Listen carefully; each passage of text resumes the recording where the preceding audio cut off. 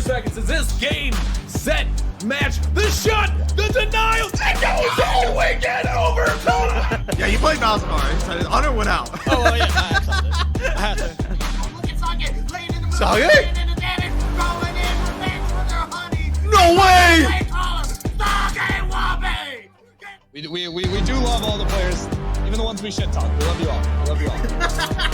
Inside the fight, right in there, in deep. Rain Boss has arrived. They're taking up all the damage. You can flew your. We're winning the whole thing this year. Mark my words. EVU, Ohio, Purdue, Northwest, hey, every single one of you, get ready. Be locked in. Why? Those don't go in. It goes off the sidebar. So tiring and stressful, but no, I had so much fun. We met a lot of really great teams. And then we also bond as a team together.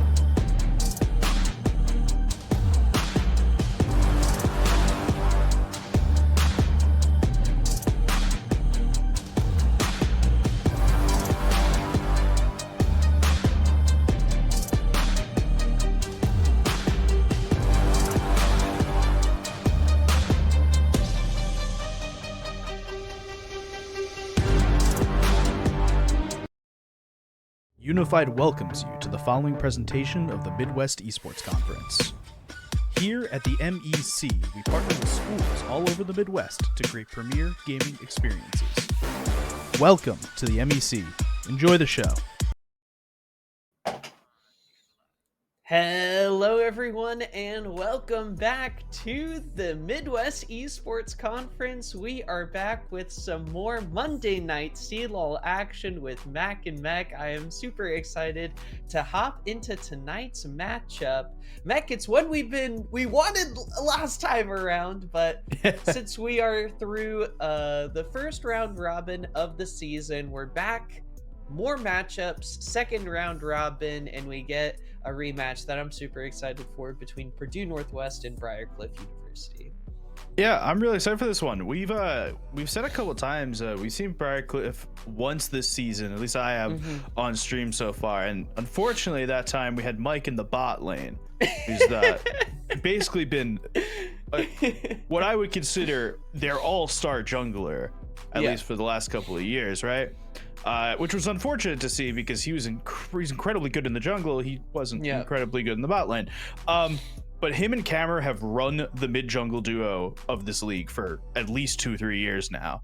And getting to see them play against what could be one of the best mid jungle duos for Purdue Northwest, that's a good place to look. Yep. They had a really solid showing last time around. I believe it was against PNW. Mike brought out the Olaf jungle.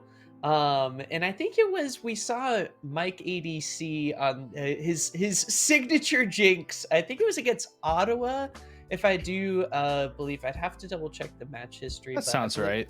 I think it was with Ottawa. We were like, oh man, is Briarcliff going to take the next step? They played PNW super close. And now against Ottawa, they can prove ourselves. And now here we are back with Briarcliff versus PNW. I think we talked last time with one of the PNW coaches. It was... We're really good with names, everyone. I just want to let everyone know so that. It was Rend, of course. Rend, our favorite. Hopefully, Rend isn't staying up too late, but we know he's committed. The new coach from Greece has been. He told us last time around the PNW squad is locking in now. OQs are done, and it's time for all of the focus to be dedicated on to CLOL. And we talked about Mike's Olaf before. PNW certainly remember it. It's going to be taken off the board as we get all geared up and ready to go for draft here in game number 1. I mean, this is just about what you're starting to expect from as bans against Purdue Northwest and bans against Briarcliff. Olaf has been kind of a staple ban into Mike for a really long time. The other thing you could look at to ban is the Gwen. I know Gwen Jungle is not as good as it used to be, but it's a really good strong source of AP damage. that they may want to use on the Briarcliff side. Yeah, and you're playing against Prank. Fair to want to ban the Gwen. It's been having quite a stronghold on the MEC for quite some time. But PNW coming together, a few new players joining the squad, a few returning members sticking around.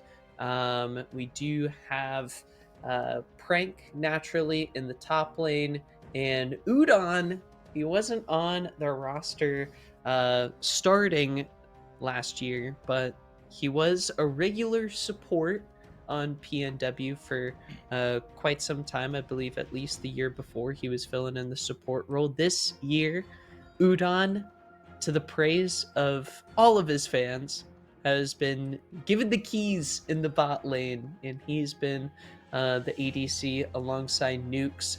It's been pretty easy in the bot lane, I feel like, for PNW, especially alongside superstars, mid and jungle, Alchemist and Aljun, having such a strong start to the season. Alchemist, whether he's playing Zyra or something else, has been really efficient in making things happen in the bot lane, as well as making things happen all across the Rift. So we have our first question of the draft. Azir's picked over for Aljun over on the Purdue Northwest side. But our first question of the draft is, where is Maokai going tonight? It's generally been a pretty staple pick in jungle and in support. We've seen Peanut play it in pro most recently.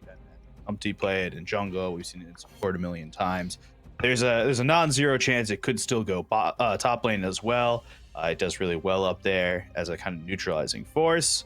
Xayah being the AD carry picked tonight is a little bit interesting. We only had 3 AD carry bans. That would be the Varus, the Tristana, and the Corki. And Xayah was the 4th up for the Briarcliff University kind of tier list here. Only 3 bans? That's crazy. I feel like between jungle and ADC pool, it's been a lot of the focus for the teams so far this season. Mid's just been kind of, you're gonna pick Azir, we're gonna pick a mage, and we're gonna duke it out. Azir has been really solid. I don't think we've honestly seen the Azir pick lose a lot of games, though, to be fair. It's been piloted by a lot of the mid lane MEC studs.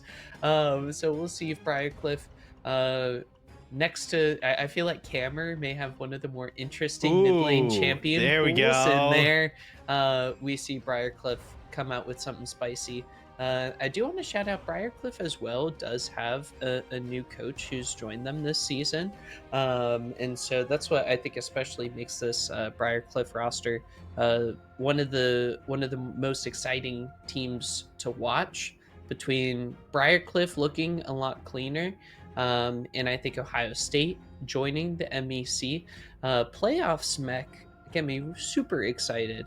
As we do send the #1 seed in the MEC straight to CLOL, and with the potential for the other teams that place highly to leave it up to the committee that votes for CLOL. But I think definitely with a lot of good teams here in the conference, our teams are making a strong case for themselves, as the MEC has just been so fun to watch so far. There's been some bracketology reports that have been coming out, and you actually, in some of them, you see 4 to 5 MEC teams. That's so Which is exciting. wild, and I'm here for it. A couple picks have gone through since we haven't talked. Lysandra, we made some noises when it happened, but we didn't really explain it.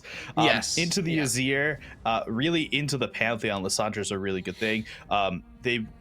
Lysandra most recently, especially in like kind of professional play, has been picked as a support into Rakan to help deal with the Rakan engaging on you.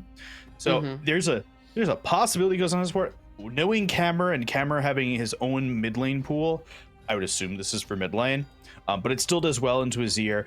Second Azir tries to shuffle, you can just press the W around yourself, stun everyone around yourself. Same with the Pantheon. It feels like a really good value pick for Camera. Pantheon, yes. Oh, never mind. My mic didn't pick it up. just in case. Force a habit. You just keep going, Mech. I'll just write it out over here. Pantheon could be jungle, could be support, is going to be jungle. Noting everything else that's going on here, Renekton picked blind right now into top lane. Karma seems to be the support now for Purdue Northwest. That would mean Karma Ezreal big poke lane, kind of showing how they want to go through. We gotta talk about it. The Mike Lee Sin Lee Sin, man, against PNW 808. It wasn't Jinx ADC. We know that. Check one. And we get Lee Sin coming through. So Mike is pulling out on this all the stops. You know, last time we saw him bring out the Olaf and really have an amazing game against PNW.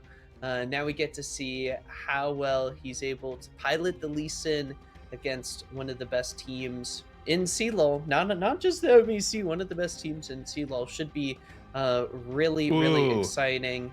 Malphite going top, Maokai support. Yep. So Malphite into Pranks Renekton should be really fun to watch. We do get a super heavy poke lane out of the bot. Nukes, not often. I feel like Nukes has been playing a lot of engage stuff. It'll be interesting to watch him and Udon pilot this poke lane against the Xayah Maokai. I know we've seen Udon on Ezreal once this year, but I feel like Udon has been really good on very hard carry champs. He's been really good on Corki, he's been really good on Varus. I know that they were both banned out tonight, at least so far, but I think that's kind of where his strength lies. Not to say it's Ezreal's bad, Ezreal was quite good. But there's a little bit of a different lane. We normally see more like hyper carry plus an engaged support, and this is not that. So I'm interested to see. Generally, Nukes has been playing stuff like Leona and Nautilus, and I think there was a Pantheon game in there as well. And so we can see that. Last time Alchemist played Pantheon, though, Alchemist went off on Pantheon. So I'm kind of trying. He did not take any prisoners. There was no prisoners, and it was Pantheon Azir, and I distinctly remember in mid lane an Azir ult that hit people back into the Pantheon, landing into mid lane from the ultimate, and gave Pantheon a triple kill. And after that game, we interviewed Rend, and Rend went, "Yeah, Aljun was just smurfing on this Azir," and yeah, he was. So we get to see Renekton. We get to see the Renekton in this game, which I think is a lot more gives a lot more help to the rest of the comp. The Grand Shurima Skyfall, is that the that's my tentative name for that wombo combo at the moment. I think you can just play the opening music from the Skyfall movie. Yep. I think that works for everything because it's regal enough to benefit Azir. Yeah, absolutely. So yeah, two teams here. The compositions have been locked in. A really, Briarcliff, I feel like kudos to them. They'll always bring some not unique takes, but overall drafts that I feel like a lot of teams maybe aren't necessarily expecting. But overall, I feel like they utilize obviously the Maokai flex early. Xayah super safe, can potentially be a late game carry. I feel like Xayah arguably has been stronger in seasons prior to this one. Mech, how do you feel about the Xayah pick, especially into the Ezreal that we've just seen so much of? I think I think this is to be safe. Okay. Right. So I think the Xayah ultimate here is a huge thing when you see the Azir, and I know they didn't see the Pantheon and the Renekton beforehand, but I think when you see Azir and you kind of know they want to play Pantheon because you've seen them play it a million times, and you know Prank's going to play something kind of tanky in the top lane, I think you kind of feel that Xayah is a really safe pick. I think there are a couple other AD carries that you could have gone here. With Maokai, Jinx is the number one that hits my head immediately. I still think Kalista is really, really strong. I think Ashe is really, really strong right now. So I think you could have picked any of those, but I also understand picking the Xayah here to make sure you kind of survive late in the lane. I'm interested in this Malphite pick because I really like Internectum, but generally Malphite is a really good pick because it's works really well into AD champions, right? And there's 3 ADs on the Purdue Northwest side, but Ezreal kind of deals some AB, some AP, some AD, and Pantheon Renekton are the heavy AD damage dealers. So Malphite needs to get ahead really early, or needs to kind of build in a way that benefits him throughout the game. Yeah. You can't just build pure armor on Malphite because you're going into 4 ADs and a Lulu support or something like that. That's not going to deal a huge amount of AP damage. Or you're not going into like a solo Maokai AP jungle. There's enough AP on the Purdue Northwest side that you need to make sure you're kind of itemizing into armor and itemizing into MR once you get out of lane, to make sure that you actually kind of survive. The armor is really good for early game because Pantheon and Renekton are both AD. I think for me, Mech, this game will come down to how decisive and I want to say collaborative, but not really collaborative. I want to decisive and cohesive, really, Briarcliff can be as a team, because they have such amazing ultimates, I think, that can counterplay what Purdue Northwest want to do, right? Like we've seen so many times. I think Ao Jun is especially pretty dangerous on the Azir because he's probably shown me the most on the champ, where he's not necessarily going to be the passive Azir that is he's not going to be the passive Azir that is just going to sit in the back lane or the backside of the fight. That Mac, you're coming up next. I'm warning you now. I bet. Don't even sweat. I'm ready to go. That was hilarious. Hey, what's up, squad? It's the full room, Matt Cam. You know, I've got my draft board up there. This where some of the notes go that you don't see all the time. But I this is feel excellent. like with the Maokai ultimate, with the Malphite, it's Eminem, right? We got Monday night with Mac and Mech and Briarcliff are rocking Malphite and Maokai. We're gonna try to not get our tongues twisted here on the cast. Oh, it's brutal. But overall, right? Like Azir and Ezreal just sitting there. They have to be.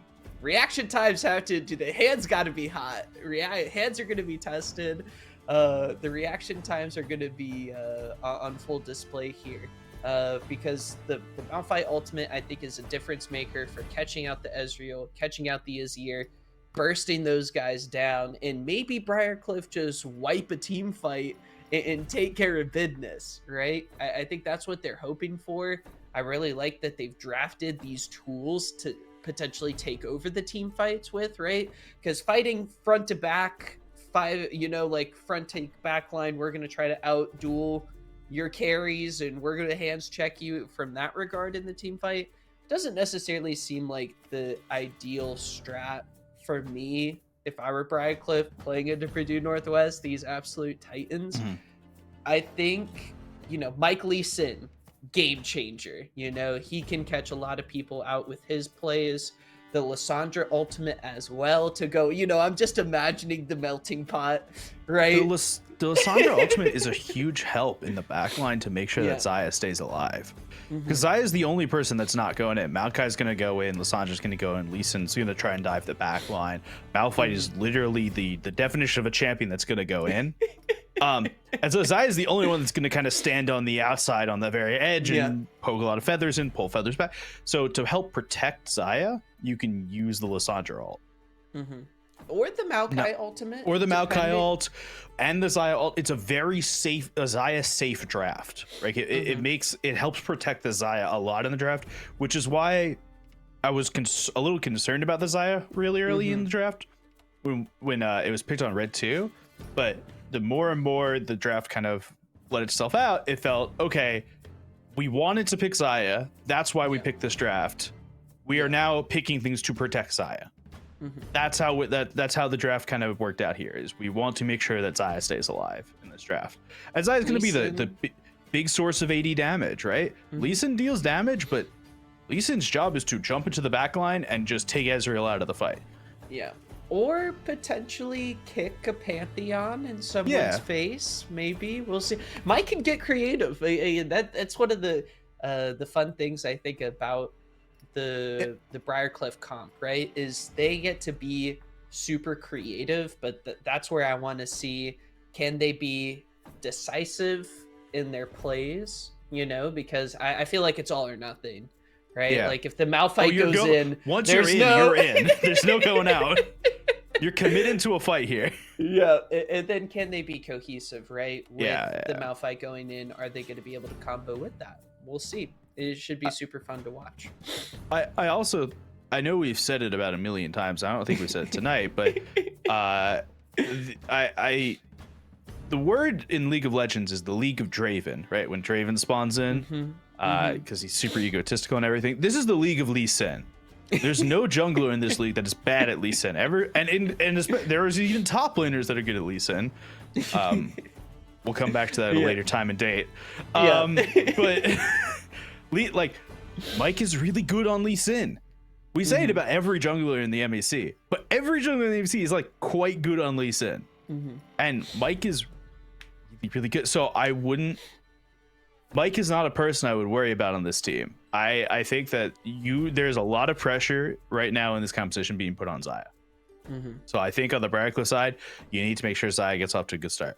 On the Purdue Northwest side, they just kind of need to wait for this game, because we've seen Aljin and Alchemist in team fights. We've seen Udon in team fights.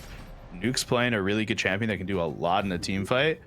And Prank, the last time they played this comp, or roughly this comp, right? Prank was playing split push Volibear. It didn't like, yeah. So he just split push. But now Renekton can actually fight. I hear League of Legends sounds in my background, in my ears. Team, here we go. Let's do it. Summoners, welcome onto the Rift for some Monday night MEC between Purdue Northwest and Briarcliff University. PNW, the #1 seed in the MEC, undefeated thus far, and for good reason. The lads have been on point. They are locking in even more beyond comprehension. They've been undefeated so far, MEC, and they are locking in even more. I can't wait to see it out on the Rift. Briarcliff, they played a super close series against PNW last time around. These games went long. I think they have our record for stream for longest match so far. It was over 40 minutes. That's a lot of minutes. That's a lot of minutes for this season. I feel like we've been getting some, classic CLOL speed runs to try and care about seeding. But between these two teams, we know they can go toe to toe with each other. So I'm excited. Yeah, some early bits to point out. Udon has, in fact, taken the cleanse, and Nukes has taken the heal. Want to be very safe. You can notice that Udon is like really concerned about getting caught out. There's a lot of just CC on the Briarcliff side between the Maokai ultimate, the Malphite ultimate, Lissandra. There's tons. So it's a very safe kind of pick for later in the game. Do you think, because we're in the meta where lane swaps have been destroyed, they are no more. Do you think for Briarcliff they're impacted? deleted? Okay. Do you think Briarcliff's bot lane comp kind of was influenced maybe a little bit by that development? Because I feel like Ezreal especially does pretty darn good into the lane swaps. Yes and no. I think that Briarcliff is the hardest team in the MEC to determine their draft perspective on. Because they play we didn't see the ban come through for it, but most games you'll see a ban on Brand for Cammer in the mid lane. It's whack. Oh, it's a lot of damage so on that. Close. But you see all of these like super weird bans because their drafts are incredibly not what you would expect right now. Not saying that they are bad drafts by any means. This is a quite good kind of engaged team fight draft. But when you see a draft like this, it's very, I would say it's very difficult to guess that this is what they're going for. Alchemist is trying to do some work from a little early invade. Oh, wow, that's a lot of damage onto Coyote. Udon going underneath the turret, saves the arcane shift to get the first blood. Hammer has rotated down bot. Alchemist maybe gonna get rooted up here. Mike dashing in. Flash to get closer to the bot lane. They may try to turn this one around, MEC. Flash from Nukes. Root gets destroyed from Mike being able to dash away. Huge from Briar. Trying to find a little play there, but it gets a little too close for comfort. Alchemist does burn Flash, but MEC, this is what he's been doing so well throughout the early season, is applying a lot of pressure early on to the bot lane. One of the pros of playing the poke bot is Udon and Nukes being able to push in early. Yeah, you can actually see there's like numerical statistics for this. We look here on Oh my god. Right here. We have the numbers. Yeah, we have the numbers right here, where that's a 32 CS to 13 CS right now in the Purdue Northwest favor. It has been an incredibly aggressive lane from this Ezreal Karma. Yeah. Not just in a like, oh, we're a poke bot lane, but they are forcing this Xayah and Maokai, who cannot really step up right now, really far back. Mike's going to try and see if he can save their bot lane out, but Udon and Nukes kind of have some idea about this and are prepared for it, but Nukes has gone in on right now. We'll see Mike get rooted up here and take a whole lot of damage. Flashing in is Coyote. They've got the play onto Nukes, turning it around. Unbelievable play, but Udon now getting flashed on. He's got no mana. The Q connects. Mike waits for the flash to come through, and he takes down Udon. The PNW bot lane get a little overzealous. PNW bot lane get a little overzealous, but it's a much needed bit there for Briar bot lane. Oxy's gonna die under turret here. One more. Prank will go down, so it will be an even trade. Actually, Prank had to burn Flash there for that. I'm not sure if it's that worth it. Looking at the CS difference, the position of the wave. Not the word. Mike, Oxy's down a little bit. He's only level 5 compared to Prank being level 6. I mean, that's why Prank does it.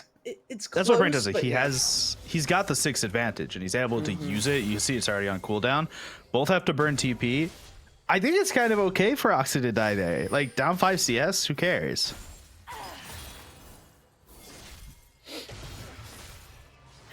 Wild early game so far. The gold lead pretty even here, MEC, at the 6-minute mark. But again, you pointed it out beforehand.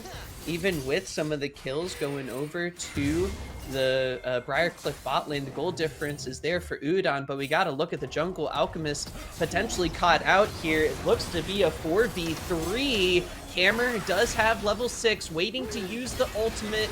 There, catches Nukes out with it. Shizumoto trying to join the rest of the team. Hammer's actually getting quite low here, and Briarcliff have to back off here. They were trying to look for that play in the jungle, and it doesn't come out. Yeah, I think that the Briarcliff bot lane thought for a moment there that Purdue Northwest bot lane had backed. They went and got items. And while that was not totally untrue, it wasn't very true in this scenario, right? They had backed up a little bit, but were able to come and support Alchemist really quickly. So when Maokai goes for that engage, you think it's just one guy there, but no, there's 2 more sitting in the bush. I mean, it was a very difficult fight for Briarcliff University to kind of win this early. Whew. PNW, they're just going to be cashing in on these plates. Meanwhile, Prank took a visit up to the top side of the map, picks up a little Void Grub. And we do actually see as well Alchemist with the bot lane control that Udon and Nukes have been able to put together. They're going to be able to get the first dragon of the game. Say thank you very much. We'll be taking that. And looking at the gold lead again, Udon 600 and potential dive coming through. Shizo does have Featherstorm. Coyote doesn't have a whole lot. The wave getting proxied at this point. Mike on the top side of the map. Not a whole lot the Briarcliff bot lane can do here. The spear connects. There's another Mystic shot. True Shot Barrage misses, but a smite from Alchemist is going to send Shizo back to base. Incredible. We love smite kills in this house. True showcases of skill. Alchemist is off to a good start again. We saw this last time that he was playing this Pantheon. It was really good. Ult from Oxy in. It looked like they want to go on. This camera's coming in from over the wall. Mike's in there as well. They take Prank down quickly, and they don't give up anything. That's the big difference between last time that Oxy and Prank fought. That Prank had to give flash up, and knowing that Rakton has no flash here, easy gank for them. Oh, Alchemist trying to make a cross-map play. Flashes trade, and Alchemist able to pick up that kill. PNW building up quite a substantial gold lead from their bot lane, taking care of business. And again, Alchemist is having one of those games on the Pantheon pick. We've seen it before. He's popping off once again, a 2-0-2 start. Shizzle has to use flash there. It's really brutal when this Karma's just running straight at you with W up. Gonna get rooted under tower. It's really tough to kind of to fight against this. I know you called Alchemist ulting up to top lane and cross map play, but can we? I know that he went across the map, but the play was at the same point in the map. I don't know what the true rule set for this is. Does that count as a cross map play? He wasn't across the map. He went. He was. He went Amazon, across the map. He was Prime Day delivered. Same day delivery, man, from bot to top. He can roam pretty darn quick. We do see again continuously this bot lane's going to be pressured, and the CS lead has only grown from where it was before. 30 CS in the plus for Udon at the 10-minute mark here. Shizzo, this Xayah that you want to hopefully dish out a whole lot of damage in the late game. He's got to try to find something here. Alchemist is down bot. Mike's trying to help out. Root there onto Nukes. They're trying to get onto the support, trying to get something. Shizzo helps out. Coyote ends up with the kill. Now going over the wall. Udon, perfect cleanse, but it's not enough here. Hammer helps out the bot lane as well. Shizzo doesn't get an assist on that one. I know we're focusing on the BCU ADC a little bit here. A plus for Briar Cliff MEC is that Shizzo's going to be able to cash in on some of that turret play. I mean, definitely going to be able to cash in on some of it. It's really brutal right now, though, because sitting in the bot lane, that's like, what, 4 plates taken right now for Purdue Northwest bot lane? And just the one just now for Shizomoto. You could also see here that during the last back, oh wow, that circle didn't really work. During the last back, that there was a cull purchased for Shizomoto as camera gets just. Oh my gosh, is he going to Maybe be able to not do-si-do? Oh, No. the spear gets the shutdown. Mike maybe going to do some Pantheon hunting here, but Explosive Cone's going to send Mike the other direction.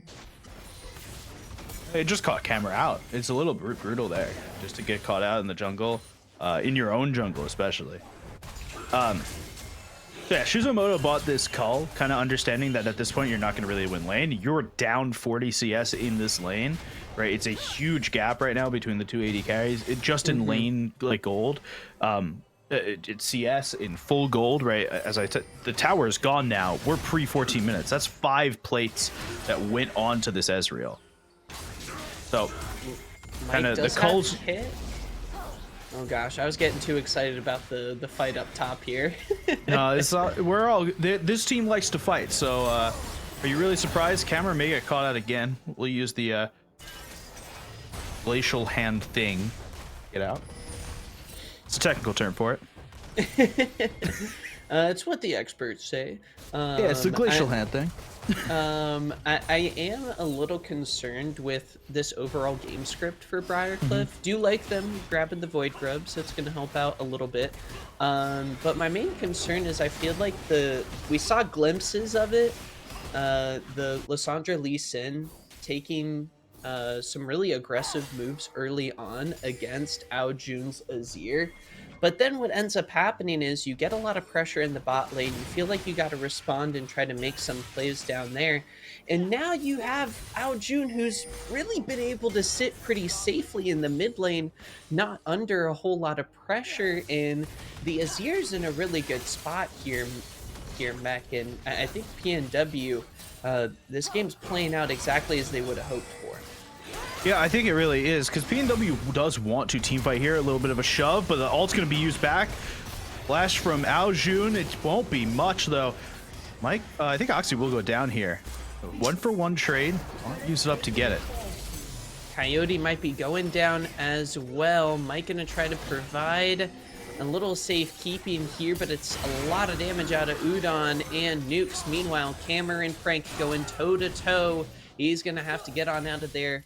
Frank getting so much healing from the fully stacked Conqueror and the Renekton Q. PNW, even though they're down in the Void Grub department, they've got 2 dragons. And look, Udon, he's just gonna keep on cashing in on the turret gold. They've also got the advantage there. Yeah, so turret gold finally gone. Right, we've hit the 14-minute mark. But Udon himself has like 6 or 7 plates. A lot of plates. He's eating. He's eating well. He's eating good tonight. He heard me say that I wanted to see him on an AD carry and not a poke champ, and he's proven me wrong on the fact that poke champ doing just as well as the hyper carries. He can do it all. As chat said, Udon, the genius, the legend, what can he do? Well, what can't he do? he can do everything. What can't he do? By the way, the Sandra hand thing, glacial path. Now I know the technical term, the scientific name. The scientific name, the technical term is still glacial hand thingy. Can't get it twisted.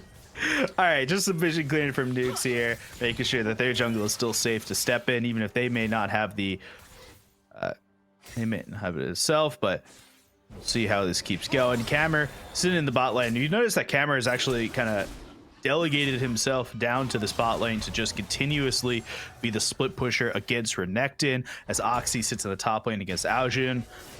This is kind of how they move the lane assignments around to make sure that the gold's in the best place to do something about it. Right now, it seems that Prank versus Camer has gone roughly even. Yeah, and Camer's got the wave clear to kind of answer the Renekton, I think, a little bit. But look, Udon, again, another turret. The Ezreal Karma duo cannot be stopped. Udon and Nukes popping off. Camer Aojun once again gonna get tower dove here, but look at the damage coming through. Oxy may go down, and Frank is teleported in. The scary Croc is popping off here. Teleport's coming in, and Camer may be walking into a dangerous situation here, bringing a knife to a gunfight. He's got to hit the races on out of here, but it's a triple kill for Alchemist as Briar Cliff's dove was well prepped for, and PNW take over in the top lane. Prank just does an incredible job of staying alive. Not just Prank, actually. Aojun does an incredible job of staying alive, using Emperor's Divide really early to push them off of him, making sure the turret survived as long as it did, getting as much damage down as possible to make sure that the second he goes down, Prank's in there doing a ton of damage. Alchemist's coming over the top. You can see Udon uses the True Shot Barrage to kind of just get a bunch of damage onto it while Aojun's still alive, trying to keep the Emperor alive as long as possible, and it kind of forces it into this like, okay, Aojun died, but we got 4 kills for it, so who cares? Hashtag worth in the chat can confirm. Jokingly, of course, we can't see chat. Don't worry, guys. Well, they could have said worth in chat. We don't know. It's in Schrodinger's worth right now. Meanwhile, PNW, it looks like they're going to be getting some vision around this next dragon, looking for yet another objective. Rift Herald was taken by Alchemist, so they don't even have to go for this next dragon in a minute. If Briarcliff want to try to focus it, they can look elsewhere. Let's see if BCU can get a cohesive play here on the backline. They've been looking for Aojun in the side lanes, but that's been turned around. They gotta look elsewhere. to try to find a play here. Udon and Nukes, I mean, look at the shields that can come on out of the PNW support here. Alchemist is maybe someone good to focus, because who's going to grant Skyfall to help this guy out? Frank may be looking for a side play to try to help out here, but he might be the next guy on the chopping block. But BCU, MEC, they haven't taken any turrets. It's kind of hard to push the advantage here. Yeah, and they don't have any vision line, right? So you can see really clearly on the map here that there's vision.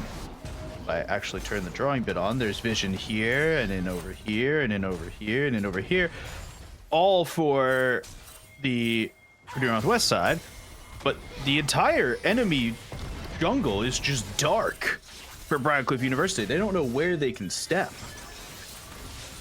Mike maybe gonna try to sneak the dragon here. Teleport coming in. It's Oxy who's gonna try to be joining the fight here. Udon, Arcane shifts in.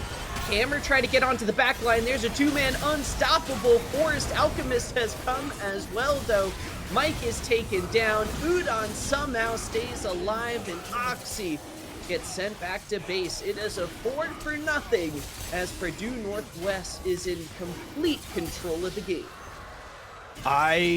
This game has been kind of a clinic from Purdue Northwest on how to kind of push a lead that you've gotten somewhere. Bam. It's Aljun's under turret now, trying to take out Shinzo Moto, and it's going to be successful.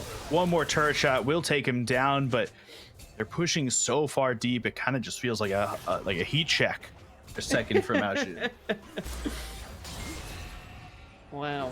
PNW extend the gold lead 8,000. Looking at, this is kind of the point of the game. I try to gauge which team's more ahead by completed items. It's pretty even, except in the bot lane. 2 completed items ready to go. Shizo's a good bit behind. Muramana for Udon is just going to send this Ezreal through the roof. Meanwhile, if you look in the jungle as well, Alchemist has got 17k or 1.7k, excuse me, 1700 ready to spend as soon as he's able to recall. But yeah, MEC, as you're pointing out on the scoreboard, it's that gold difference between the two ADCs here. Yeah, 2,000 gold's a lot of gold in this game, right? And you can kind of go, oh, well, maybe they have gold on them. 2,000 gold's a BF sword and a crit cloak for an AD carry. It's really, really difficult to play when you are down a crit cloak and a BF sword. I know that neither of them are really building crit cloak and BF sword, but you get the point. Mike's going to try and go in here, try and get something on Nukes. He'll kick back. Udon's caught out here and shut down. There's the creative playmaking. We need to see if BCU's going to try to come back in this game. But the raid bosses have arrived. Whoa. A 5-man Emperor's Divide completely shuffles BCU out of this one. Low health bars galore. Alchemist looking for more, but he's just going to have to back on and focus on Otacon. Or maybe this turret, they've still got Rift Herald left to use. Nukes with the move speed able to stay safe. Yeah, they're looking to try and get something back for this. Mike and Camera are sitting in that area because they want to try and take Nukes out. But oh my goodness, what an Emperor's Divide from Aljun in that fight. They get the turret, they get another kill, and they continue to push the envelope. PNW. I wonder when Rift Herald's going to be used here. They're going to focus on Otacon first, as all the inner turrets have been taken down. Only the turrets protecting the inhibitor are left to stand. BCU got to get geared up and ready to go for the next fight, but it's going to be tricky. Nuke's getting low. The turret's still there, and I think we've seen this one before, MEC. Only bad things have happened when trying to punish Aljun underneath the turret. I don't know how Aljun survived earlier. I really don't know how Aljun's surviving now, but he's doing a very important job right now, a very selfless job on Purdue Northwest. He understands he's kind of not the huge damage dealer. He may end the game with a lot of damage because he gets a lot of poke from soldiers, but he understands that his job is to shove the team away in a peel or shove them in an engage, and he's doing that to an incredibly high level right now. PNW top of the standings. A lot of what they've been doing this season so far has been at a high level. And here, the excellence continues. The second round robin not slowing these guys down as they get ready to push the inhibitor. Shizo's going to try to clear out the wave here, taking a pretty good chunk of damage here. I wonder what it's got to be for these guys to find a fight they can take, but with 3 items on the Pantheon, level 15 compared to Mike, only level 12. It's going to be tough. They've got to find a miracle wombo combo to get them back into this one. And they're looking to just break down the second inhibitor turret. Second being the first. I can count. I honestly thought they had taken mid inhibitor turret already. This is where we're at right now. It's just a constant siege. Prank is kind of syncing up waves in top and bot. So Udon's got camera to deal with up there. Prank's got Mike and Oxy. Everyone else is kind of everywhere else. Alchemist will finally take down this top lane turret. Nature's Grasp Everything, used. everywhere, all at once. MEC, it's tough to try to play defense against this. BCU are going to get dove underneath what was once a turret, but no longer stands. PNW have cracked this thing open. One inhibitor goes down in the mid lane. Another will shortly fall in the top. And the push is going to keep on going. It's a 4v5 to try to keep this game alive. BCU, they don't have all their ultimates, but they're going to try to make it work. Prank dashing away. He's going to get locked up here. He's going to get quite a bit of healing, try to flash away. Ao Jun looking to get involved in the fight. Udon dishing out so much damage. True Shot Barrage coming through. Ao Jun level 16. Level 3. Emperor's Divide ready to go. Let's see how that's going to get played out. PNW taking out all of the inhibitors. Will that be enough for them? Will they stay? Will they back up? Should they stay? Should they go? There's the Infernal Soul. I think they're going to stay. Yeah, I think they're just trying to push this through, trying to end the game here. Udon's just continuously dealing damage out there, waiting for waves to just kind of keep coming through. A constant barrage right now.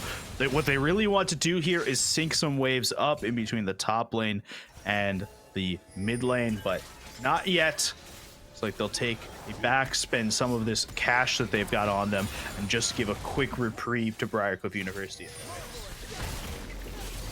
Baron is next in their sights, and they've got plenty of damage with the Infernal Soul, with the Otacon, with the damage. Ao Jun, so many soldiers just melting down this objective. And I think this might be the cherry on top of game number 1 here in our best of 3. Purdue Northwest will look to wrap up this first match here on the next push. We're kind of just waiting for the inevitable at this point. Waiting for the game to end. It seems impossible at this point for Purdue Northwest to actually lose a fight. So Nukes will test that theory right now. Look at the damage coming out of Udon. Oh. Unbelievable, MEC. He can just arcane shift into the tanks. He doesn't really care all that much. Hammer goes down, trying to defend the bot. The base has been opened. Minions flooding in, suited up in purple. Frank dishing out so much damage. The ace comes through for PNW. And that's going to do it for game number 1. Top of the class, PNW score with flying colors here in our first game. But again, it's a best of 3 match. We're just getting started.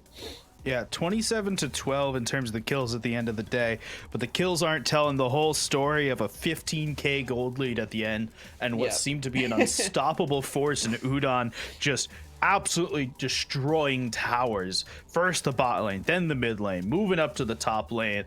Ao Jun making sure he doesn't die at any given moment where he should by every metric. That's where it really comes down to, is just the team staying alive in positions that they shouldn't be and taking every piece of gold given to them. Yeah, I mean, I feel like this was not a rarity for PNW, but this was a display of just how well they can play, unlike one that we've really seen before. Udon in nukes on the poke bot lane, going Yamo, taking care of business. Shout out Alchemist as well, doing his thing on the Pantheon, helping dive bot early. It seems like everyone was really kind of on point here in terms of understanding their role, understanding what they want to do, how to take care of business. Classic PNW here. Yeah, I mean, it felt like a really good PNW game. Once they kind of got out of the lane phase, they hit the ground running and didn't stop. Yeah, Aojun just doesn't die when he's supposed to. He always stays alive a couple more seconds. And even when he does die, he gets stuff off like that 5-man shove outside the dragon pit over the wall. And then they just chase. Incredibly done by PNW in this game. Yeah, we're going to hop into a quick break as we get geared up and ready to go for game number 2. But don't click out of that browser. We'll be right back with some more League of Legends. Game number 2 coming up right after the break.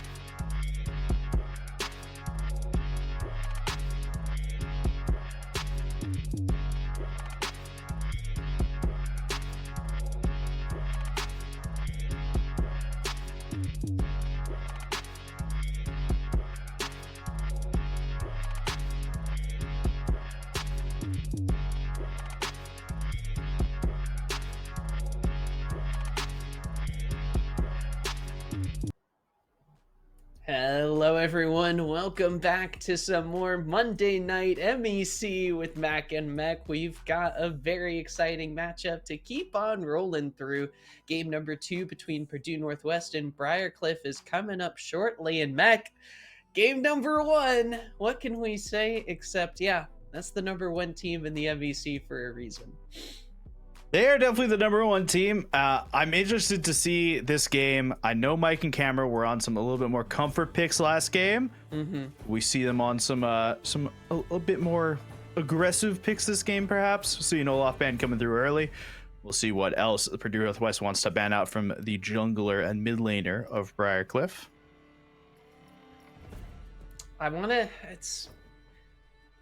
I feel like Briar, I wonder how Shizzo feels on the Ezreal. Oh, they're just going to ban the Ezreal. Evidently, MEC not feeling very good about it. My thought there, how can Briar in game number 2 set Shizzo up for success here, right? Game number 1, obviously a little bit of a struggle. Briarcliff's got some work to do, I think, here to set Shizzo up for success so that he feels a lot more comfortable in lane. And I think Briarcliff was trying to do a lot of damage control in bot for the majority of the early game. That drove a lot of their shot calling. So I'm wondering a little bit here, what can Briarcliff switch up to maybe get themselves feeling a little bit more comfortable in the early game here, right? How can they get the squad feeling a bit more centered, in control? Centered. That's where preparing our mantras. Zaya Rakan. All of our Center yourself with love. We had the chakra champ last game. We could have done chakra bits. We've lost our privileges here. All right, Zaya Rakan. That may be a little bit more help set up there for Shizomoto. We'll see if it actually will help at the end of the day. I'm unsure, to be honest. Meanwhile, it's a long Purdue hover on Northwest, Nautilus. They're thinking about it. They're really thinking about it. Nukes is like, do I really want to play Karma again? They banned away Ezreal. We're just going to do the same thing with Karma Corki. No. Put me on a playmaker. I want to land some hooks. We're going in. And so that is how, in my mind, the Nautilus pick originated. We'll maybe get another interview with Rent and he'll tell us otherwise. Oh, no, the Nautilus pick. It's a top lane Nautilus. Never know. I don't know what to tell you. Lee Sin being picked away from Mike could be interesting. It's could be kind of huge. Time. We have yet to see Alchemist on Lee Sin, so I'm interested. Call me intrigued. Color me fascinated. He is an MEC jungler, so by definition, he has to be good at Lee Sin. Just by definition. This time around, Mike going for the Wukong, and we're going to enter the second phase of bans with the focus being on the solo laners here. Cammer is, dare I say, practically impossible to ban out here. It's not allowed. Something critical, the Azir is open. Do Purdue Northwest have an answer for it? They do have the Corki potentially to go into the mid lane, but Briarcliff could go with Azir Red 4, save top lane counter pick. Purdue Northwest gonna try to limit some of the comfort options that Oxy has to play into Prank. So Oxy has been a really big Fiora player in the past, and I know Fiora's not in a great state, but that doesn't mean Oxy won't play it. We didn't see the brand get banned, and Briarcliff needs AP damage here. They've got the Azir, they've got the brand. I think it's gonna be, it's tough. Camera, I think, isn't good enough mid. Do you love the brand? I kind of love the brand. Oh, what? Okay, thank God. I kind of love the brand in this comp. If it exists, right, with a Wukong Zaya, I think that's a lot of good just closeness. I do like the Rumble here. It's a blind pick into top lane. There's a couple things that could beat it in top lane, and Best is definitely one of them if it does get locked in here.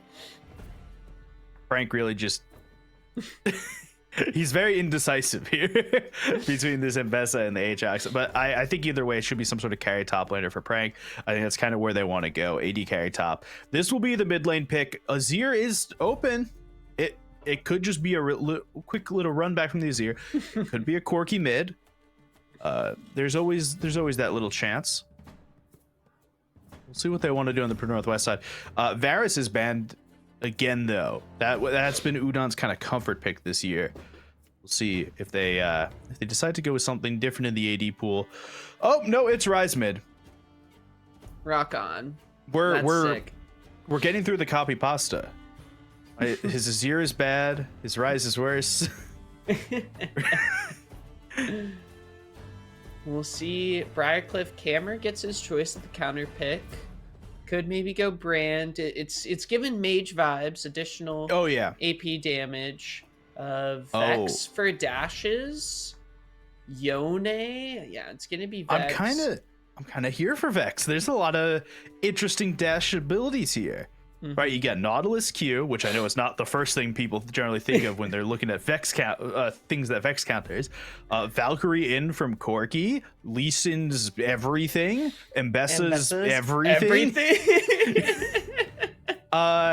That's a lot of value you can get from the Vex, and I think that Vex is quite good into the Rise. Both of them just kind of want to sit there and kind of clear everything. Doesn't feel like it's going to be a uberly difficult matchup, and I think Vex has some really good engage abilities. I am a little worried about AD damage on the Barcliff side. I understand that Wukong and Xayah are both AD, but right now generally people are not building Wukong extremely damage heavy, and we did see Xayah last game, and if Xayah last game is going to look, if the Xayah this game looks like Xayah last game, maybe a little bit AD damage light on the Briarcliff side. Yeah, I'm curious. I don't know if they solved the fundamental problem. For me, sometimes I think a best of 3 series. Game 1 doesn't go well for Briarcliff, right? What was the fundamental problem for them? Bot lane struggled. Yeah, I get the feeling bot lane may struggle once again here into the Corki Nautilus. Alchemist is loved to do an early bot lane gank. After Udon and Nukes shove the wave, Briarcliff hopefully are going to be able to have an answer for that. They got to be ready. So things I'm watching, right? Where's Mike going to start? Number one, where's Mike starting? Will Briarcliff try to maybe sit in a bot lane bush to prevent the level 1 push, level 1, level 2 push, to try to get an early advantage there? Those are kind of my 2 thoughts for minute 1. We load onto the Rift. What are we maybe gonna see from Briarcliff to try and do some counterplay here? I think the Rakan does help a bit here. Okay. The reason is that while Maokai is really good, there's a lot of poke from Maokai using the Maokai E, there's a lot of damage, and there's a lot of roots in CC. I think that Rakan just has a much higher range of ability to help protect the Xayah. And because you're pairing it with the Xayah, right, you have the increased E range, and you've got the backs together as well. So I think the increased E range helps out on safety a lot, even if Xayah pushes a little too far forward or is a little too far back. But it means you can slingshot and do a lot better on the engage really early in the game into something like Corki Nautilus and try and protect the Xayah a little bit more.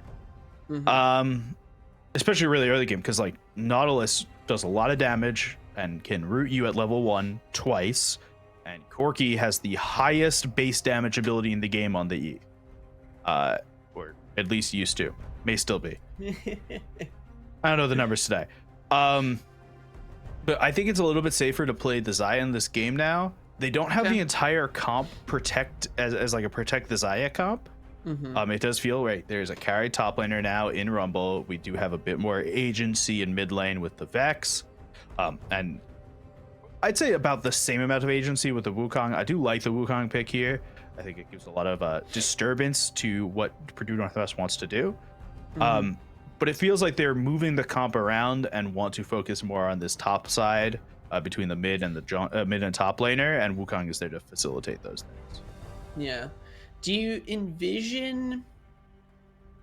Because thinking about, okay, obviously we've been focusing on the bot lane a little bit. I feel like that was a big driver for game number 1.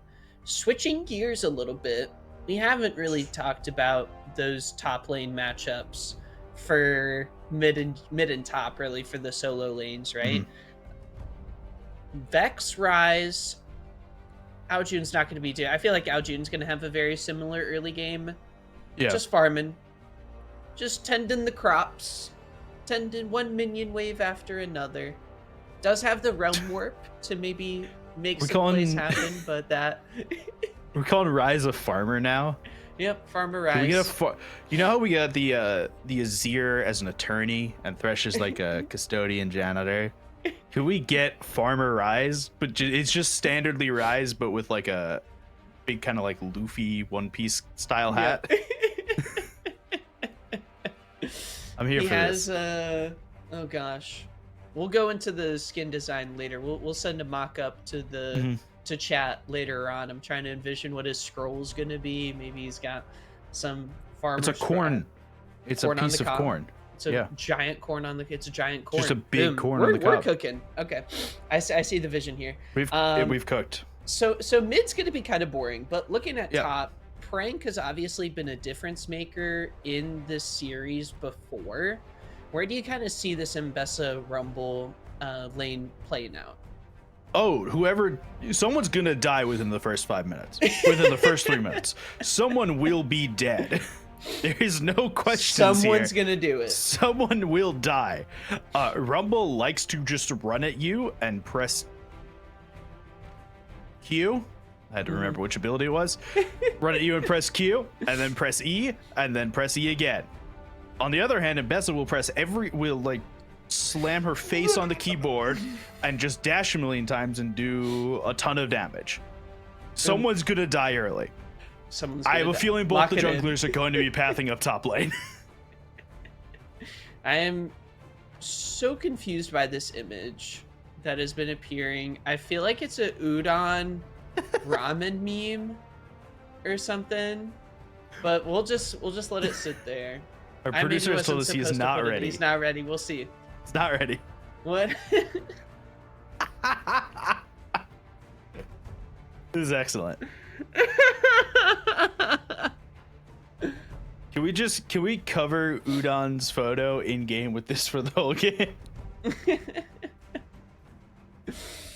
Oh gosh, that is too funny.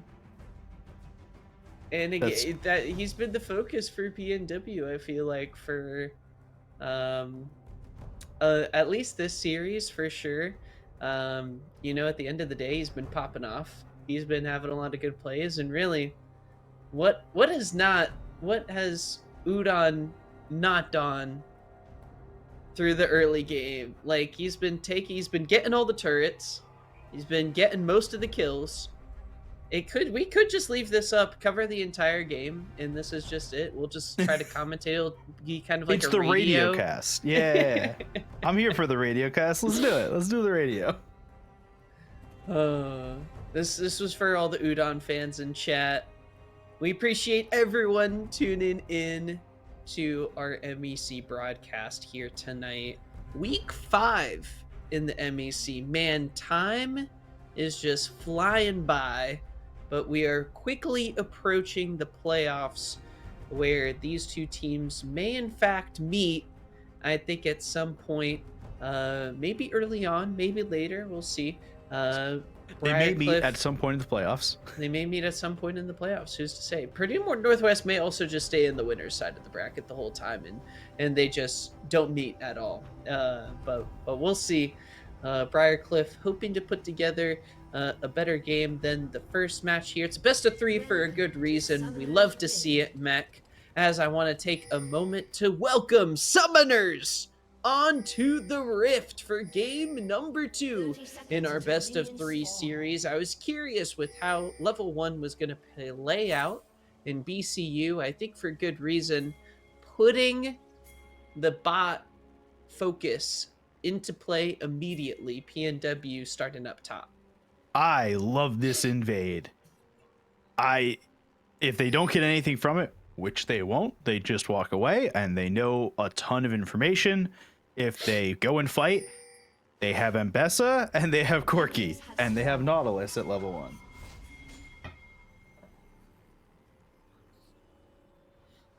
I have two anecdotal bits here. One, I'd like to thank the person in Twitch chat. I know there's tons of Udon copy pastas, but the person who just put a Coach Marquez copy pasta, that's a deep pull. I'm here for that.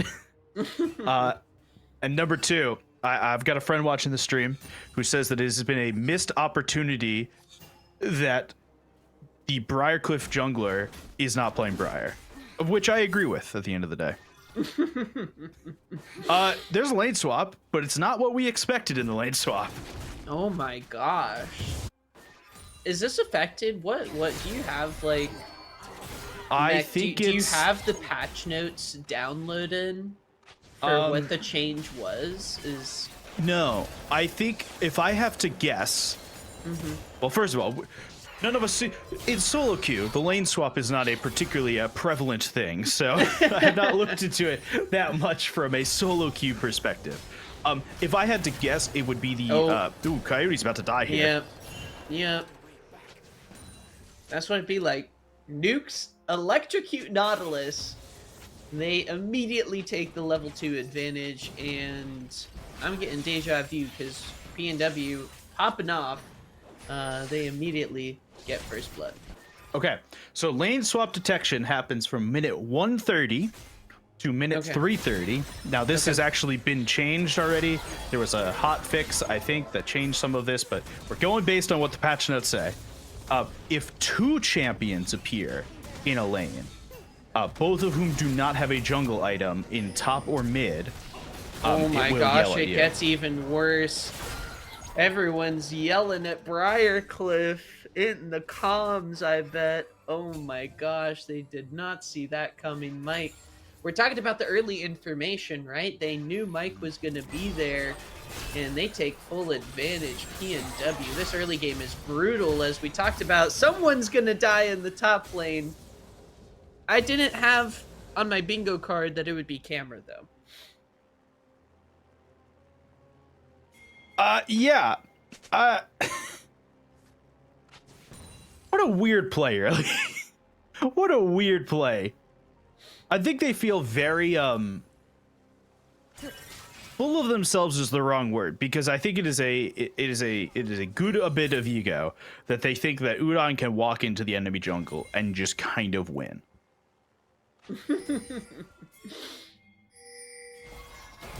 That's it. That's the whole bit. Ao Jun may be getting pressured here. Prank actually teleported mid lane to help out. Mike getting low. He's gonna get annihilated as Prank's dishing out so much damage. Oxy does finally finish off Ao Jun, but Prank is actually gonna pick up yet another kill.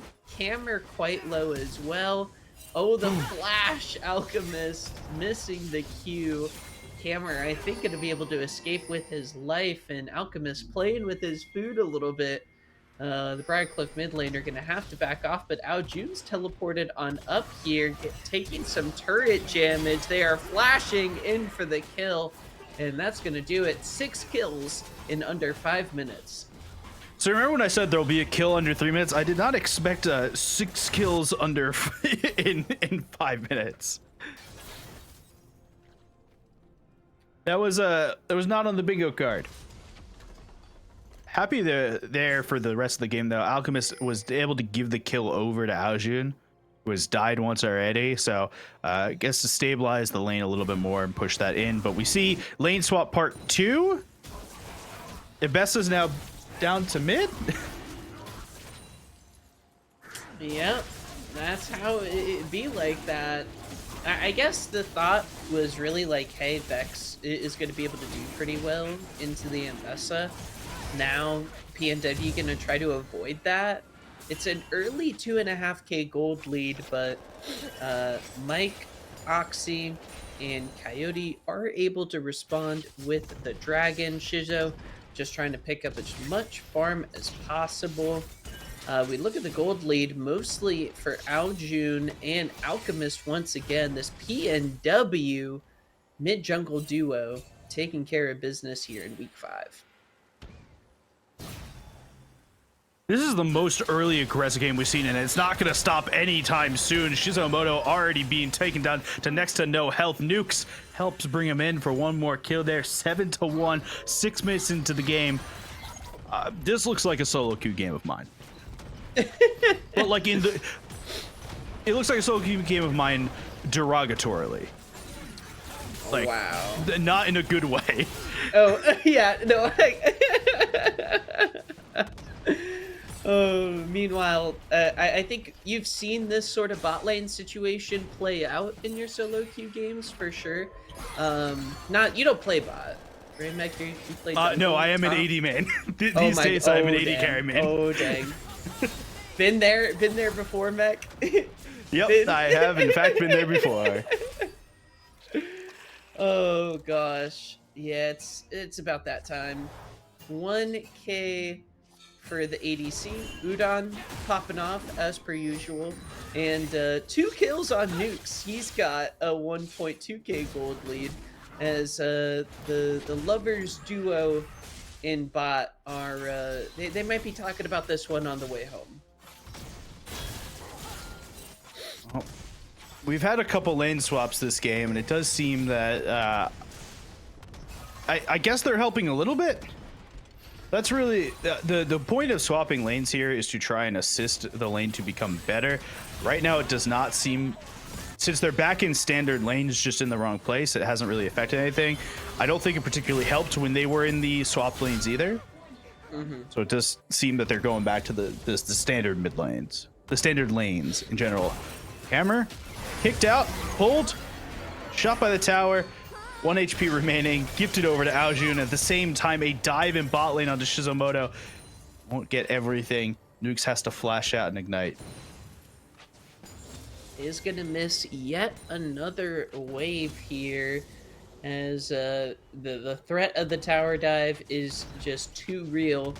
PNW 5K gold lead at 8.5 minutes. Wow.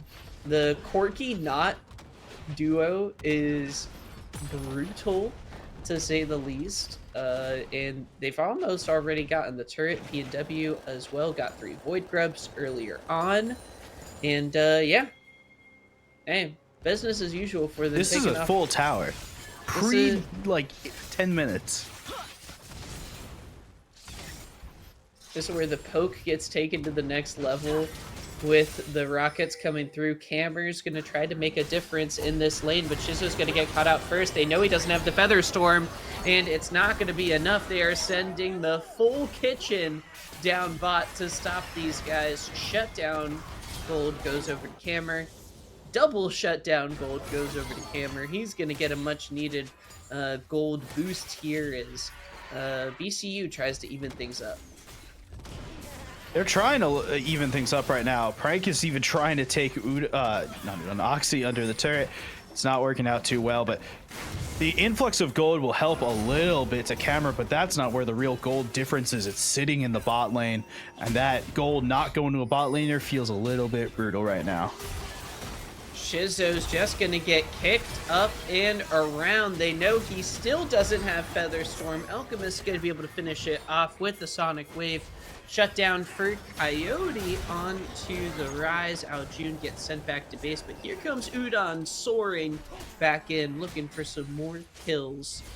PNW decide to back away. They've got just a little more than they asked for. BCU able to answer back, pick up some kills of their own, but look at Alchemist. He's just playing around in the mid lane. Meanwhile, we take a trip up to top as Prank is just dashing all over the place. Oxy forced to flash. And you can see Nukes is even sitting in bushes, half health Shizumoto. The Electrocute Nautilus, which we've been trying to get back for weeks, is showing the true damage potential here. Absolutely destroying the AD carry from Briarcliff right now. First turret goes down before the 11-minute mark. Prank now 2v2 situation, 3v2 actually. Coyote and Mike trying to make a play happen up here. Alchemist forced to back away. He doesn't have his ultimate, but Prank survives as the rest of BCU look for the Void Grubs. Let's see, Aojun ultimate available. May try to make a play on this one. MEC, let's see how it plays out. Mike no ultimate. Coyote still level 5. He's not got his ultimate. Let's see, big equalizer coming through. Shutdown already onto Alchemist. Aojun gonna try to whelm work. He gets on out of dodge. Frank has arrived and he is melting all of the carries as Udon comes in. The big one just barely misses as BCU have to charge on out. BCU is just not in a particularly great place to fight right now. It's really brutal to see. Like, they have to get a catch really, like, 4 people just to 1 person. But you can see even Nukes is doing tons of damage here. Nautilus should not be allowed to do that much damage, man. Not real. No, for real. Unbelievable. Nukes just goes, walks around in between the outer and inner turret. He has almost as much gold, and he's going to try to get another kill. He forces... Oh my gosh, that's why. He is Protobell. That is evil. That is evil. And he's got more gold than Alchemist and Aojun.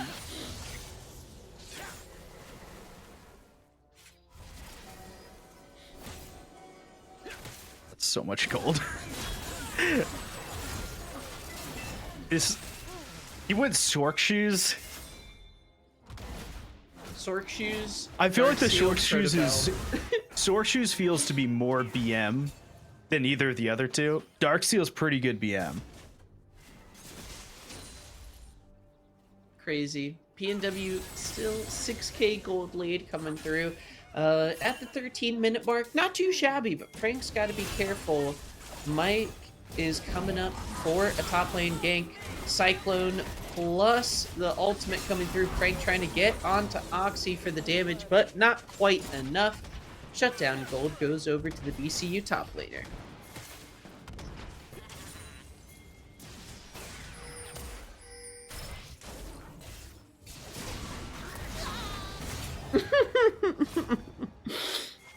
This is brutal. No thoughts. Just vibes. Just aura. Well, the thoughts are that someone called me that is a scary thing when they call, and I had to decline a text, but yes, also no thoughts. Mountain we're in both places there. Huge. Chem plants bloom as PNW continues their dominance. No Featherstorm available for Shizzo. Look at the damage. He gets completely chunked out, but there's a lot of turrets helping out BCU trying to stay alive. Ultimate connects. Nukes goes down. Camera picks up a kill. He's going to try to use the ultimate to dance around PNW, but look at just the crazy burst coming out. Looks like another turret gets picked up. Already, the objective bounties are available.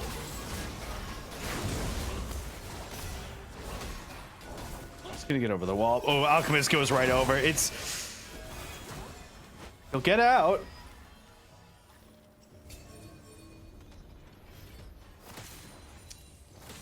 PNW extending the gold lead. I think the rest of the team just gonna go ahead and back off. Alchemist has been doing such a solid job trying to shut Mike out of the game here, taking so much jungle.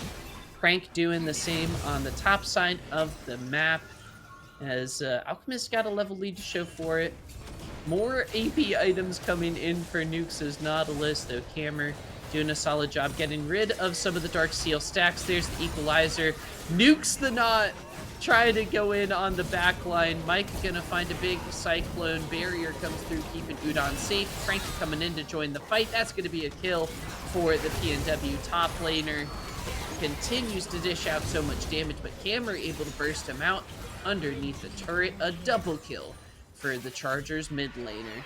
PNW's got to be careful. I know they got a big gold lead, but BCU doing a solid job. How did that not hit? Where's the lollipop on that ride? Hello, look at the damage coming out of Nukes.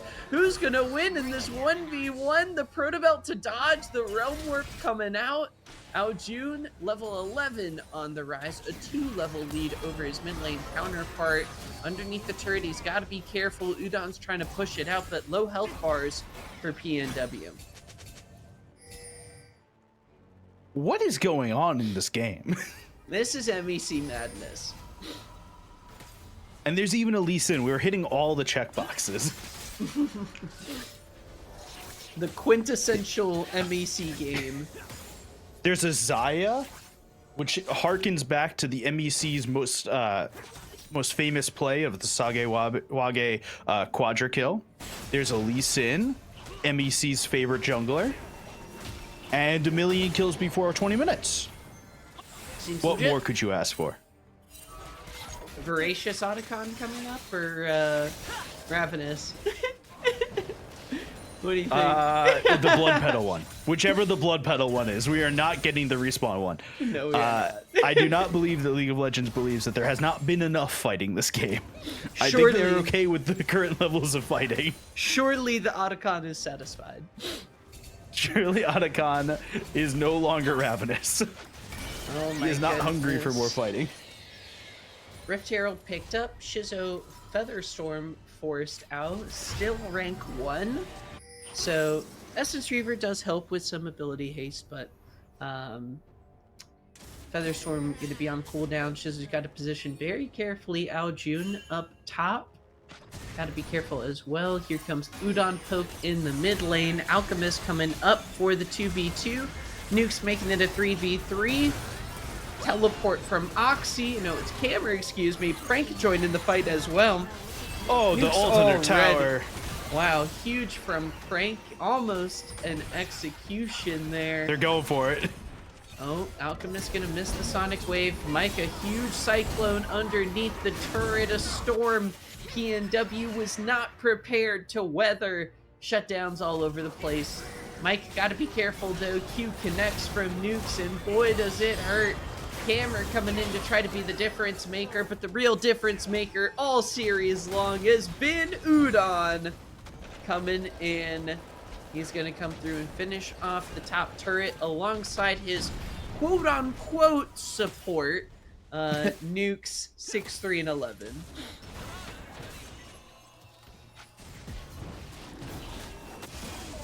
There's 2 Dark Seals right now on the PNW side. It's 2 of them.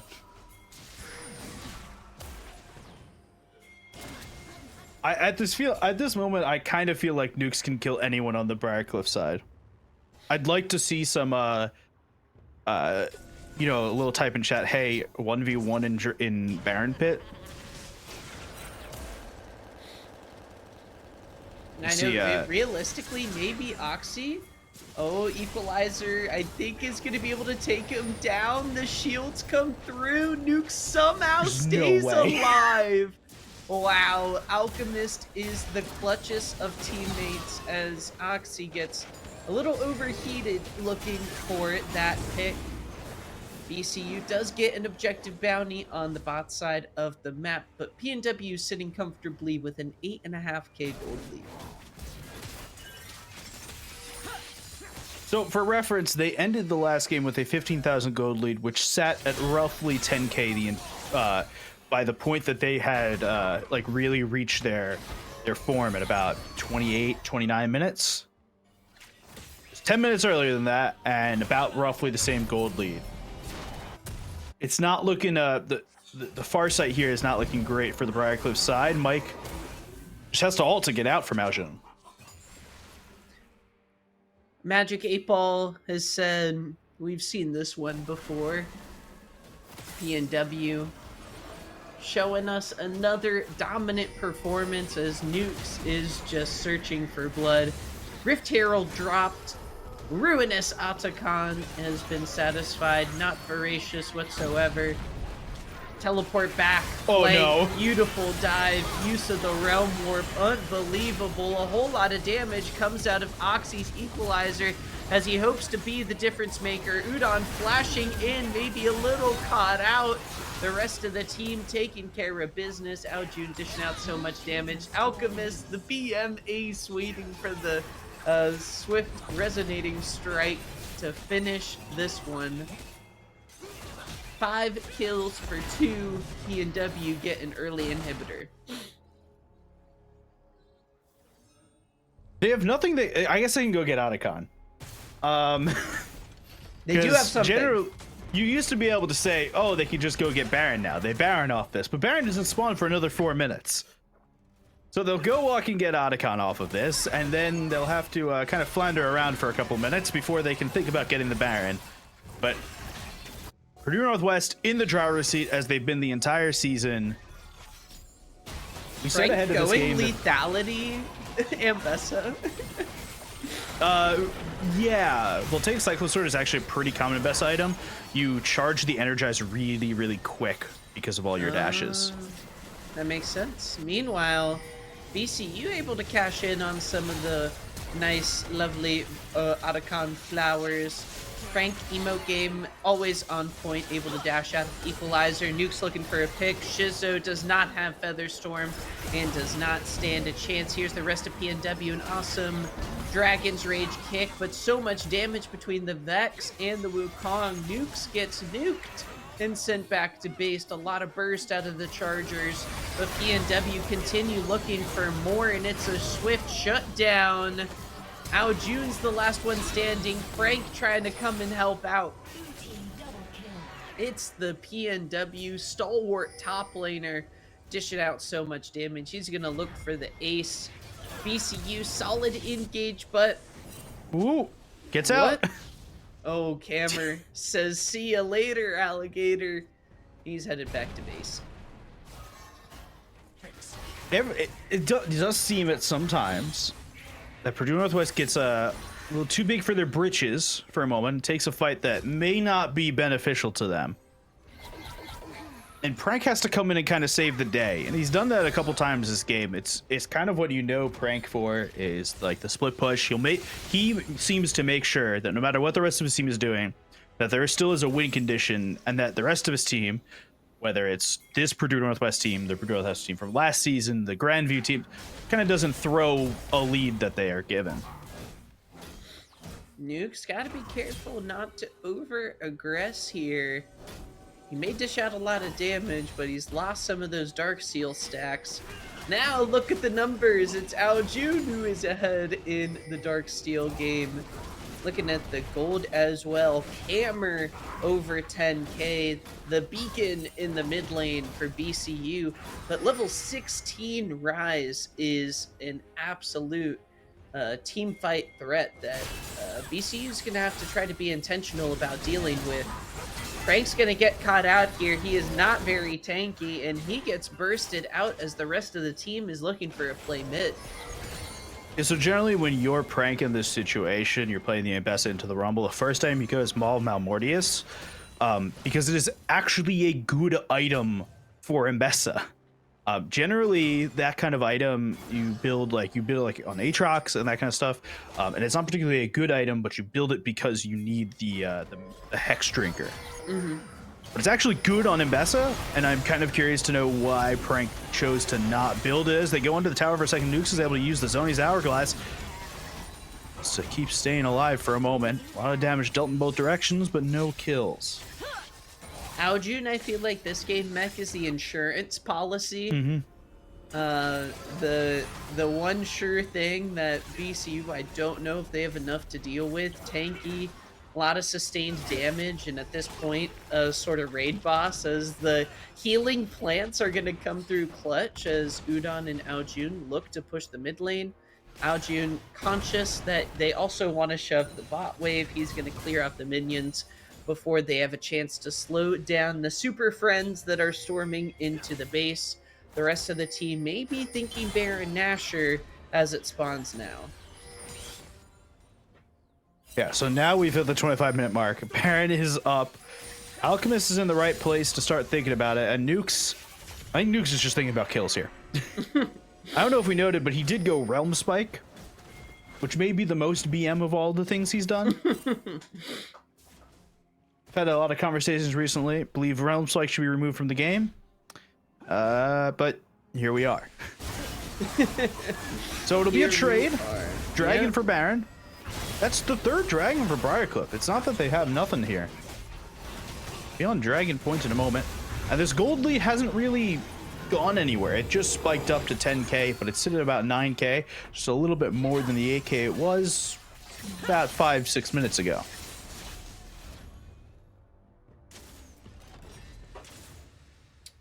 One open inhibitor. The bot inhibitor just respawned as well.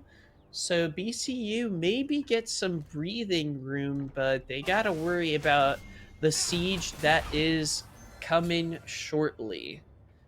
3 items for a lot of the members here on the side of PNW. Mix between 2.5, 3. Nuke's caught out. Not a tanky not. He's gonna get bursted out immediately.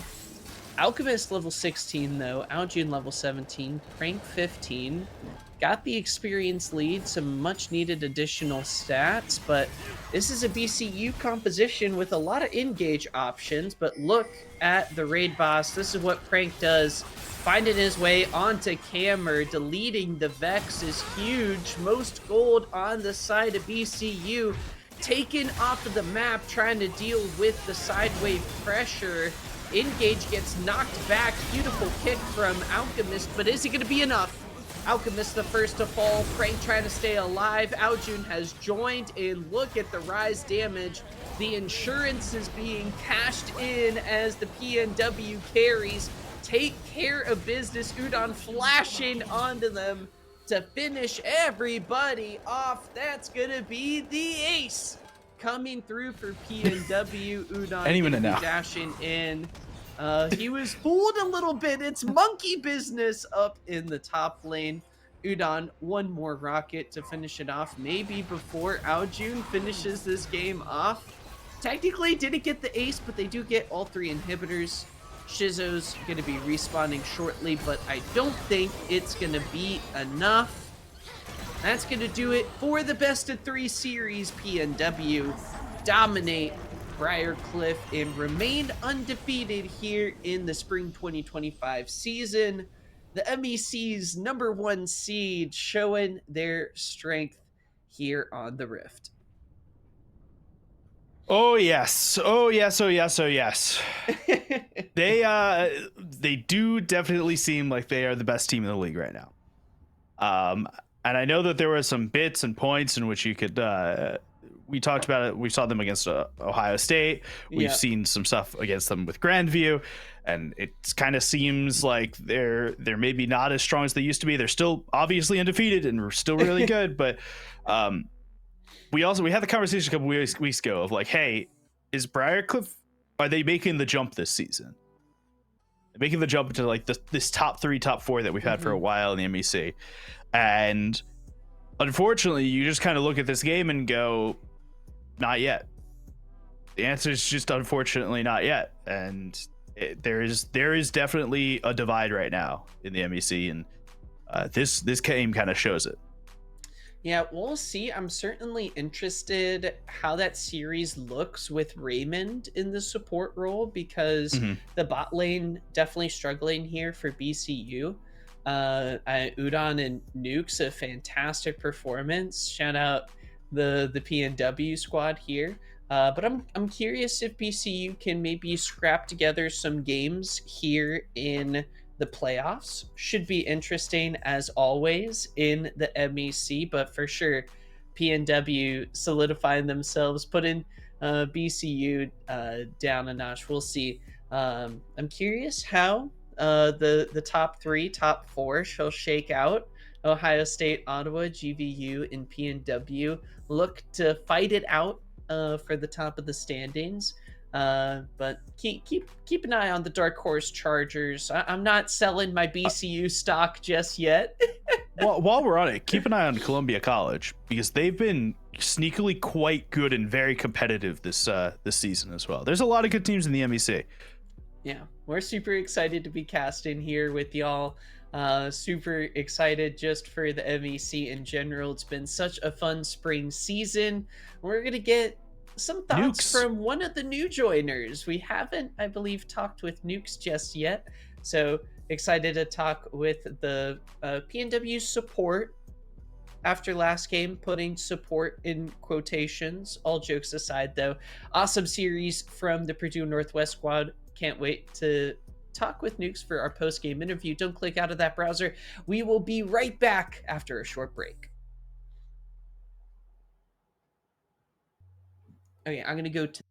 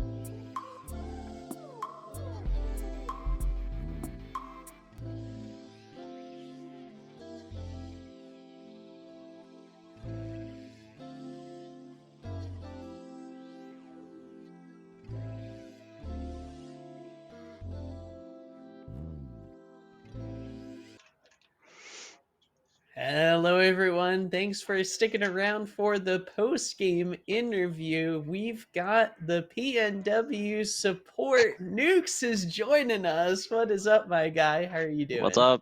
How's it going? I'm doing good.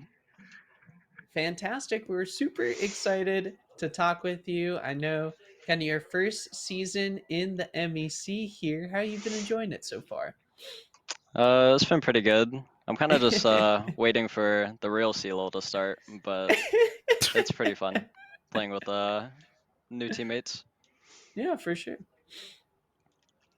So we're gonna start this interview off a little bit differently. Normally, we ask you about your games and how the games went, and then we ask about user. I want you in the next 20 seconds to give me your best pitch to why I should start convincing everyone to play AP Nautilus in my ranked games. I don't know if I should say my real reason. So, I kind of wanted to play something more fun in the second game, and he locked me Nautilus. So I was like, all right, I'm gonna look up, see if there's a new Korean Nautilus build. And I saw someone go Proto Electrocute, and I knew that's what I was gonna go. So that's why I went to. So that was planned from the beginning. That had nothing to do with what went on in game. No, that was probably the worst game to go Electrocute, because like their whole team, like I feel like if I hook in, I die. But I mean, it worked out, so it was fine. There were a couple times you probably should have died and you didn't die, but yeah, the Proto guess you Bell could- saved me. Like I was using it more for disengage than engage, so it worked out. It was a fun build though. I'm definitely going that again. Ren saying in chat, if we see Marquez playing support, this may be why. But overall, I know it's been MEC business as usual for PNW. Playoffs though are on the horizon, coming up soon, and then hopefully we'll say tentative. You guys very likely, if as long as random asteroid doesn't hit Earth or GVU, Ottawa, and OSU all somehow pop off and find the PNW kryptonite. Y'all are undefeated so far. Looking to become take the reins from GVU and become the returning MEC champions. Thinking about MEC and beyond, how do you feel like you guys are kind of preparing for what may be the top 32 tournament and making a deep run and maybe making some noise in that tournament? For like preparation, Mm-hmm. I mean, we haven't really scrimmed at all in the last like 4 or 5 weeks, so we don't really do any. Like our prep is like playing the matches, Mm-hmm. which Rend likes us to take very seriously. But like sometimes my AP Nautilus comes out. I mean, like I can still try while having playing AP Nautilus, right? Right? Maybe. Yeah. So yeah, So- we don't like the prep wise, like we don't really get to scrim much because Aojun scrims a lot, and I'm also scrimming, so we don't really like have that much time at the moment. Mm-hmm. So Ren was telling us last week that a bunch of you guys were all in open qualifiers, and because of that was kind of the reason that you guys haven't had much time to scrim. Now that open qualifiers are either over or almost over, is the like MEC lock-in kind of starting now, or are you guys just going to continue on the laissez-faire approach, we'll say, for the remainder of the season? Honestly, I actually don't know like how our schedule is gonna look like looking forward. Like we would only do 2 scrims like max a week. That's what like we were talking about. So probably when like this OQ is over, we can probably add 1 more day that I'm free, maybe. But Aojun, like he's tier 2, he scrims like a lot, so there's not that much time, and like a lot of people are like busy, so I don't know. It's like hard to fit in. So yeah, we'll see. Hopefully we can scrim at least twice a week, and then get like more synergy before top 32. Yeah. Do you have any teams that you're maybe looking forward to playing in top 32, or any teams that you want to try to face off just to see kind of I know within MEC we have like kind of a bubble of the teams facing off against each other. Is there a team you'd be really excited to play against to see kind of how you face and match up against them? I don't actually have like a specific like good team like in top Mhm. 32, but like I was excited to face Nightstar's team Yeah. because Nightstar's a good friend of mine, so I Mhm. kind of wanted to see him at a LAN and face him. I thought it would be fun. So that's like the only team. Because I'm not gonna lie, I don't even like know other teams. Like I don't know Is who's is on there what team. any is there any like specific player maybe? Nightstar. Just Okay, nice. No, fair. just That's Nightstar. hype. I No, mean, yeah, huge. honestly. Do I you don't guys grow really up Yes. know that many together or people. just been I around mean, or yeah, we've just been around. Like he's been on my okay. like we've been on each other's teams like on and off for like a few years. Like we Oh, knew each nice. other. We were in the same tryouts like 5 Mhm. years ago when I was a D4 Katarina one trick, and yeah, he was really good when he was a D5. So yeah, and now And here here we we are. are. Yeah. Here we are. No, that's so hype. Um, uh, I'm curious with like knowing him so long. Do you feel like it's easier to hook him in lane? Um, I mean, laning is his weakest point. So if you were to beat him, it would be in lane. So yeah, I mean, I think we would be able to beat him in lane. It's just if he gets Yeah, out of lane, that's where he thrives. So yeah, for sure. yeah. Well, Nukes, before we let you go, Mac, one last question No, from you, my guy. no, I'm good. I was going You're to do the good. same thing you're doing, so we could We're you in could do it, sync. I could do it. Yeah, we're in sync. Naturally. We're in At the sync. same time, ready, 3, 2. No, I'm just kidding. Well, before we let you go, Nukes, just want to say again, we appreciate you joining us for the post game interview. Do you have any shout outs that you want to give out before we let you go? My teammates are pretty cool. Frank is watching the interview next to me as we speak. Here's the outfit. Oh, yeah, I was gonna the say, can we get the aforementioned outfit? outfit? Oh Nah, yeah, he's always tripped out when cozy. he comes. Sheesh. Yeah, but the team's pretty My fun to play goat. with. So Heck yeah. Well, Nukes, we hope you have a good rest of your night and a good week. Fingers you. crossed for some scrims getting fit in. Yeah, hopefully. PNW not scrimmed very much is crazy. Y'all are cracked. Good luck. Best Thank you. wishes. And we hope to see you again soon, man. Hope you have a good one. Yeah, I'm sure you will. Thank you. Sounds good. Bye. Bye. I think that's it for us for the night at this point. Oh. No Smash to jump into after this? You're crazy, Mac. You Discord swap bait me? No, I didn't do anything. We're crazy. Okay. I'm very Anywho, confused. I'm just messing. I'm a loose cannon, as you guys know. But before Mac, you were probably talking about something, and I interrupted. So I'll let you. No, I said I'm you pretty do the sure that's thing. it. That's it for us for the rest of this night. No Smash later tonight. We've got Rocket League tomorrow night. But before we go, you've seen a yellow square jumping around the top of the screen. Same in the bottom left. That's for Alex's Lemonade Stand Foundation, which emerged from the front yard lemonade stand of the 4-year-old Alexandra Alex Scott, who was fighting cancer and wanted to raise money to find cures for all children with cancer. By the time she had passed away at the age of 8, she had raised $1 million. And since then, the foundation bearing her name has evolved into a worldwide fundraising movement and the largest independent childhood cancer charity in the U.S. ALSF is a leader in funding pediatric research projects across the globe and providing programs to families affected by childhood cancer. For any more information, you can visit alexslemonade.org, or you could go to the link that our producer just right now put in the chat to donate specifically directly through there. It helps us out to let them know that you're coming from us, and they can help you sponsoring us, and your money goes to a good place. It's a good all-around win-win for all of us. Yeah, absolutely. We love really. It's no. Oh gosh, what is it? What was our one like famous sponsor that we had the ad read for last year? I'm trying to Buy think. Blue Light. No, there's Buy Blue Light, but there is this. Oh gosh, that's gonna kill me. I'm gonna have to watch the VODs for that one. There is. Oh gosh, I'm cringe. Whatever.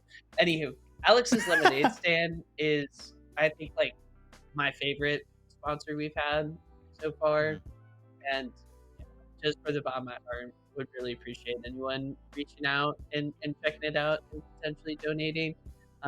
It's a really cool cause. I'm glad that here at the MEC we're able to provide a small platform, additional platform for it, and get people in the know with what they have going on. So, but with that being said, that concludes our Monday night MEC action with Mac and Mech. We appreciate everyone coming through and tuning in. We'll be back here at Unified Live on Wednesday with more MEC CLOL Spring 2025 season action, but there will still be esports action going on all week long here on the Unified Live channel, so be sure to stay in the loop, tune in, and enjoy the awesome college esports action. But until then, we wish you guys a very good night. Alex's Lemonade Stand was founded by my daughter Alex in our front yard when she was 4 years old. She decided she would have a lemonade stand, but instead of keeping the money, she would give it to her doctors so they could help kids like her. And she was able to reach her $1 million goal. She passed away 2 weeks later. She was 8 and a half.